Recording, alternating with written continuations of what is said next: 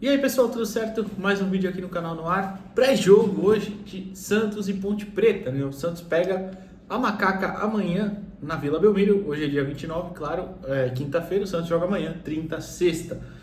Jogo às 9h30 da noite. O pior, de verdade, acho que é o pior horário que tem da Série B, cara. Sexta-feira, 9h30 da noite, é difícil demais, cara. Quando é no sábado às 9, igual tem horário na Série A, é ruim, mas menos mal, né? Agora sexta, 9h30, falar pra vocês que é tenso.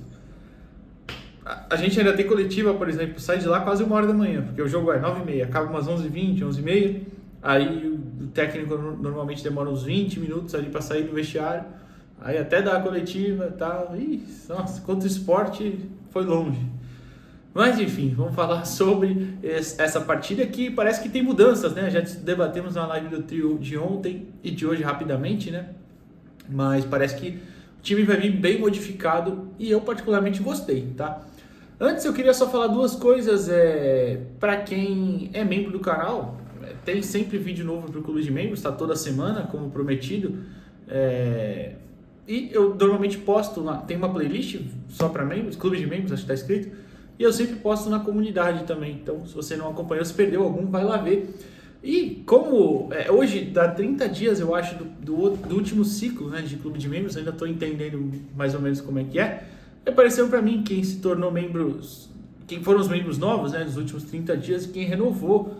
Então, vou falar rapidinho o nome de alguns aqui, não vou falar todos, em outros vídeos eu falo todos, porque tem bastante, eu tenho que agradecer bastante a todo mundo, aos novos membros, quem se tornou nos últimos 29 dias, na verdade, né, para ser mais preciso.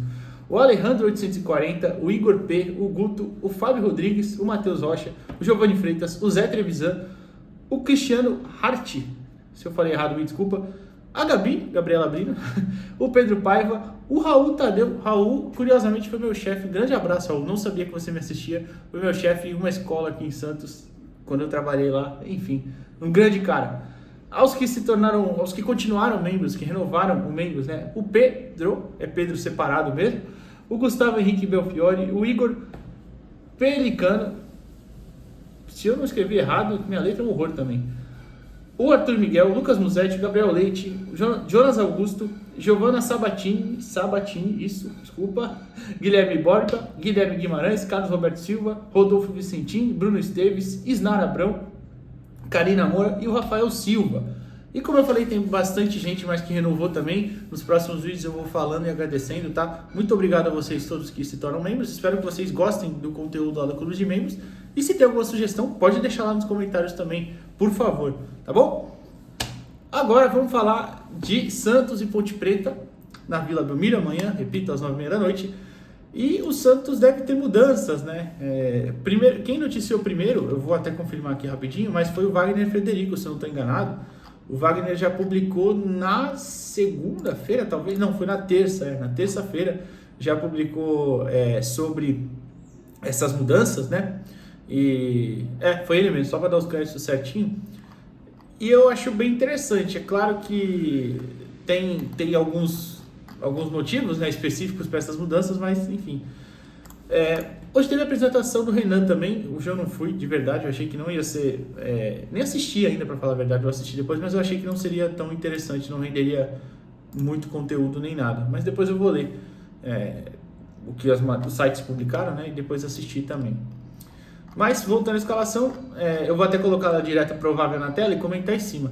Gabriel Brazão, JP Sherman, Jair, Gil e Souza, João Schmidt, Diego Pituca e Juliano, Patati ou Otero, Guilherme e Wendel, né? Então a gente tem algumas mudanças aí, que na lateral esquerda, o Souza volta, volta não, primeira partida dele como titular, né? Ele deve atuar como titular no profissional, porque o Escobar foi expulso, né? Tá suspenso. Quem volta é o Sherman, na direita, que estava suspenso na última partida também por 3 cartões amarelos, né?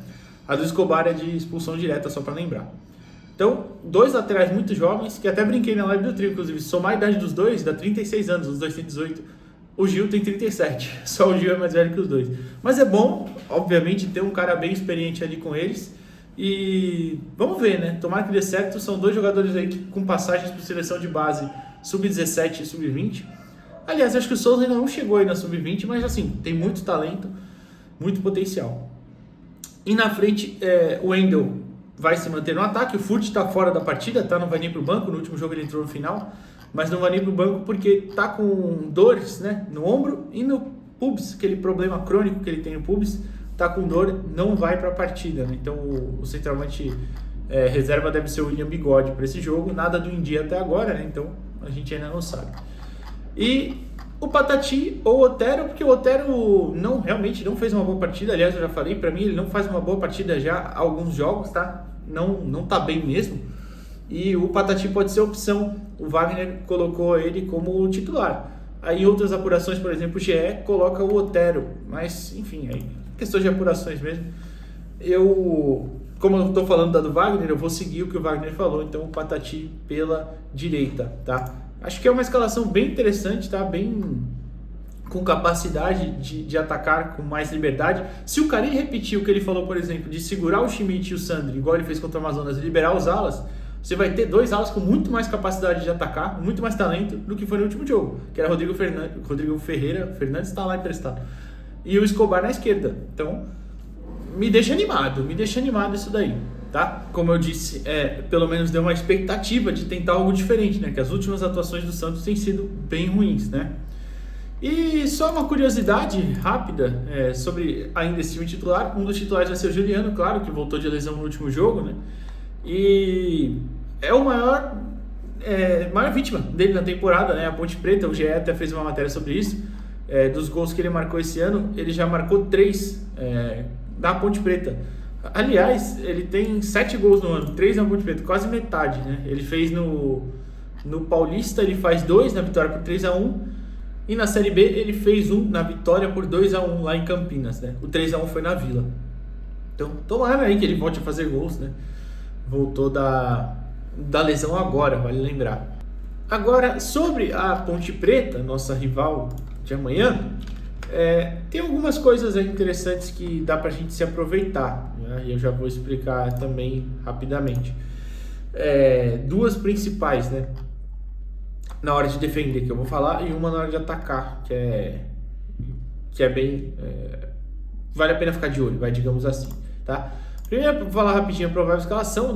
A Ponte deve ir a campo com Pedro Rocha, Thomas Luciano, Matheus Silva, Sérgio Rafael e Gabriel Risso.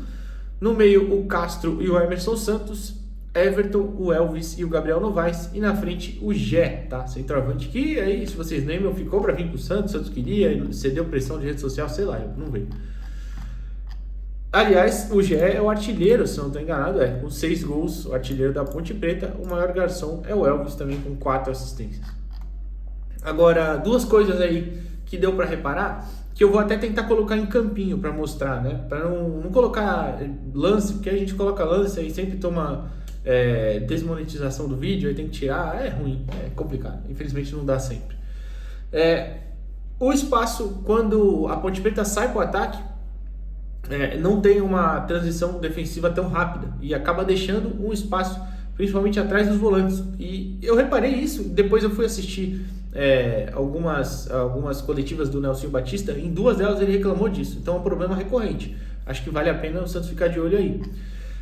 E outra coisa é o balanço dos laterais. A Ponte normalmente se posta muito bem defensivamente quando já está defendendo há um tempo, quando não é uma transição, quando já se posta lá para defender quando o Santos tem a bola. Vamos imaginar que o Santos está construindo desde os seus zagueiros, aí a Ponte já se posta lá muito bem.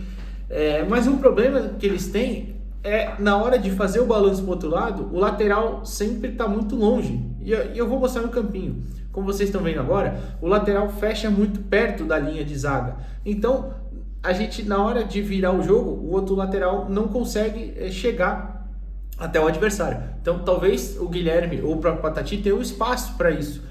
É que no caso do Patati, né, ele sempre corta mais pro meio, vamos ver se ele vai aproveitar mais o fundo do campo. O Guilherme tem um pouco mais de facilidade com isso, né? Mas acho que vale a pena prestar atenção nessa situação aí, que a gente talvez possa aproveitar, né? É um problema que a Ponte teve, que tomou gols assim, tá?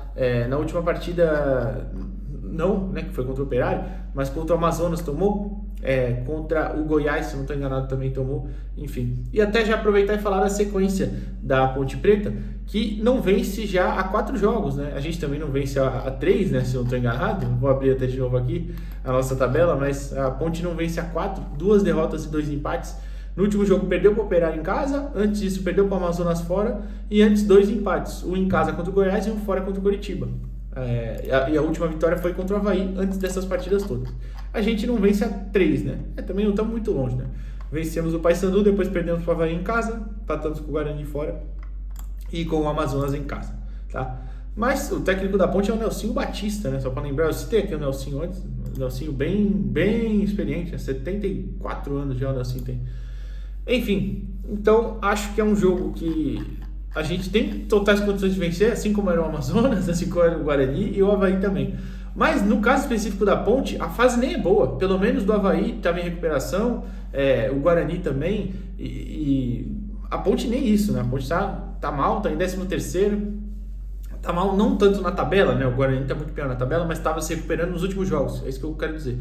A Ponte não, nos últimos jogos não vem jogando bem. Então acho que a gente pode aproveitar disso, tem totais condições de vencer. E assim, tem que reagir, né? Tem que reagir, porque as últimas 2 rodadas ajudaram a gente, mas não sei quando até vai continuar ajudando, né? O Novo Horizontino, que é o líder com 40 pontos, a gente é o segundo com 39, empatado com o Mirassol, e Vila Nova também 39. O Vila venceu, né? O Mirassol empatou e o Novo Horizontino perdeu, mas não é sempre que vai ficar nesse pé de ganha, né? Até vou falar rapidinho os resultados, não, a rodada, né? A próxima rodada, que começa com o Santos e Ponte Preta, Novo Horizontino e Vila Nova, confronto direto, Chapecoense e Botafogo, CRB e Avaí, Amazonas e Ceará, Goiás e Paysandu, Sport e Ituano, Operário e Brusque, Mirassol e América. E a rodada encerra com Guarani e Coritiba, tá? Guarani e Coritiba já na terça-feira, já, semana que vem. Fechou? A gente precisa vencer na Vila e é isso que importa. Escalação interessante, para não dizer que não só criticamos, dá para elogiar essa escalação aí. Vamos ver se resolve bem em campo. Valeu!